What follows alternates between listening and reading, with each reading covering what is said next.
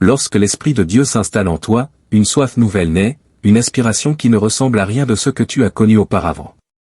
Jésus l'avait annoncé le dernier jour de la fête, « Si quelqu'un a soif, qu'il vienne à moi et qu'il boive. Celui qui croit en moi, de son cœur couleront des fleuves d'eau vive. » Il parlait de l'Esprit. Jean 7.37 à 39. Dès qu'il arrive, les choses qui te suffisaient hier deviennent fades. Les conversations creuses, les distractions habituelles, les succès passagers ne comblent plus rien. Une faim profonde s'éveille, tu désires Dieu lui-même. Tu te surprends à te lever avant l'aube pour le chercher. Si tu oublies de plonger dans la parole, un vide te serre le cœur. Si tu négliges la prière, une inquiétude douce mais tenace te suit. Ce n'est pas une crise passagère, c'est une révolution intérieure. L'Esprit allume en toi un feu qui ne s'éteint plus. Tu deviens incapable de vivre sans sa présence, et pourtant, plus tu t'abreuves à cette source, plus la soif grandit. Car celui qui donne cette eau est vivant, il ne se laisse jamais enfermer ni épuiser. Tu commences alors à te détacher naturellement de tout ce qui t'éloignait de lui, non par effort ascétique, mais parce qu'une autre réalité, plus forte, s'est ouverte en toi. Voilà le premier indice irréfutable, tu as soif, et cette soif ne vient pas de toi, elle vient de lui. Le deuxième indice est une lumière crue jetée sur ton péché, mais sans écrasement. Ce n'est pas la culpabilité toxique qu'on t'a parfois vendue, ni la honte qui paralyse. C'est une révélation nette, presque chirurgicale, qui te montre ce que ton cœur avait réussi à maquiller. Ce qui te paraissait anodin, justifiable, pas si grave, devient soudain insupportable. Pas parce qu'un prédicateur t'a pointé du doigt, mais parce que l'Esprit a touché la zone exacte. Jésus l'avait promis, quand il viendra, il convaincra le monde de péché, de justice et de jugement, Jean 16.8. Il ne te condamne pas, il t'éclaire. Il ouvre les placards que tu gardais cadenassés, met en lumière l'orgueil déguisé en zèle, les attachements malsains camouflés sous le mot amour, les petits arrangements avec la vérité que tu appelais souplesse. Tu ressens alors un combat, la chair veut garder ses habitudes, l'esprit crie vers le Père. Tu pleures sans toujours savoir pourquoi. Une tristesse sainte t'envahit. Tu demandes pardon avec une sincérité nouvelle. Tu désires ardemment être lavé, remis d'aplomb, renouvelé. Ce n'est pas du perfectionnisme humain, c'est l'amour de la sainteté qui vient de naître. Et même si la vérité fait mal, tu en es reconnaissant, car tu sais que Dieu ne corrige que ceux qu'il aime comme des fils. Cette conviction douloureuse est en réalité le commencement de ta délivrance, derrière chaque renoncement, une grâce plus grande t'attend. Le troisième indice est une paix qui défie toute logique. Pas un apaisement psychologique ni un répit temporaire quand tout va bien. C'est une paix qui s'installe au plus profond, même quand l'orage fait rage dehors. Paul l'appelait « la paix de Dieu qui surpasse toute intelligence », Philippiens 4.7. Elle ne dépend pas de l'absence de problème, elle découle de la présence d'une personne. Quand l'Esprit habite en toi, il ne supprime pas forcément les tempêtes, mais il apaise le marin. Tu traverses des épreuves, des attaques, des incertitudes, et pourtant un centre reste immobile en toi, un lieu saint où rien ne tremble. Les irritations qui te faisaient exploser auparavant te touchent moins. Tu prends de la hauteur là où tu aurais réagi violemment. La peur n'a plus la même prise. Ce n'est pas de l'indifférence, c'est une stabilité venue d'en haut.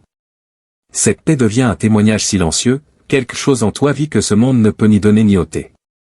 Le quatrième indice est une métamorphose lente et profonde de ton caractère. Pas un maquillage extérieur, pas une discipline imposée de l'extérieur, mais un fruit qui mûrit de l'intérieur. L'impulsivité cède la place à la patience, la dureté à la douceur, le mensonge à la vérité spontanée. Paul énumère ce fruit, amour, joie, paix, patience, bonté, bienveillance, fidélité, douceur, maîtrise de soi, Galates 5.22 à 23. Ton entourage le remarque avant toi. Tes réactions ne sont plus les mêmes. Ton langage se purifie. Tes pensées se redressent. L'esprit ne se contente pas de t'émouvoir, il te sculpte. Il retire l'excédent, redresse ce qui était tordu, polit les angles. Parfois tu résistes encore, mais plus tu te laisses faire, plus il avance. Tu n'as plus envie de blesser, de manipuler, de fuir. Tu désires ressembler à Jésus. Quand tu tombes, il te relève sans te condamner, il t'enseigne. Ce changement n'est pas une réforme cosmétique, c'est la sanctification en marche, jour après jour, jusqu'à ce que Christ soit formé en toi. Le cinquième indice est une oreille qui s'ouvre à la voix de Dieu. Ce n'est pas une voix tonitruante ni une pensée automatique, c'est une impression douce, une direction intérieure, une lumière discrète sur le chemin. Tu la reconnais parce qu'elle porte une autorité paisible que ton propre mental n'a pas. Jésus disait, « Mes brebis entendent ma voix, et elles me suivent » Jean 10.27. Tu n'as plus besoin d'un intermédiaire permanent, l'esprit devient ton maître intérieur. Tu sais intuitivement ce qu'il faut faire ou éviter. Des avertissements légers, des confirmations profondes, des appels précis te parviennent. Plus tu obéis, plus tu entends clairement, plus tu résistes, plus le signal faiblit. Cette intimité n'est pas réservée aux grands prophètes, c'est le patrimoine de tout enfant de Dieu habité par l'Esprit. Le 6e indice est une audace nouvelle pour parler de Jésus. Même si tu es naturellement timide, une flamme intérieure te pousse au bon moment à ouvrir la bouche, à tendre la main, à apporter la lumière là où il y a ténèbres. Jésus l'avait annoncé, vous recevrez une puissance, le Saint-Esprit venant sur vous, et vous serez mes témoins, Actes 1.8. Cette puissance n'est pas bruyante ni spectaculaire pour l'ego, elle se manifeste dans la clarté des mots, dans l'amour qui désarme la peur du rejet, dans l'onction qui touche les cœurs. Tu découvres que ton témoignage porte un poids que tu n'avais jamais soupçonné. Les occasions divines se multiplient. Tu dis la phrase qu'il fallait sans l'avoir répétée. Les barrières tombent. La honte se change en compassion.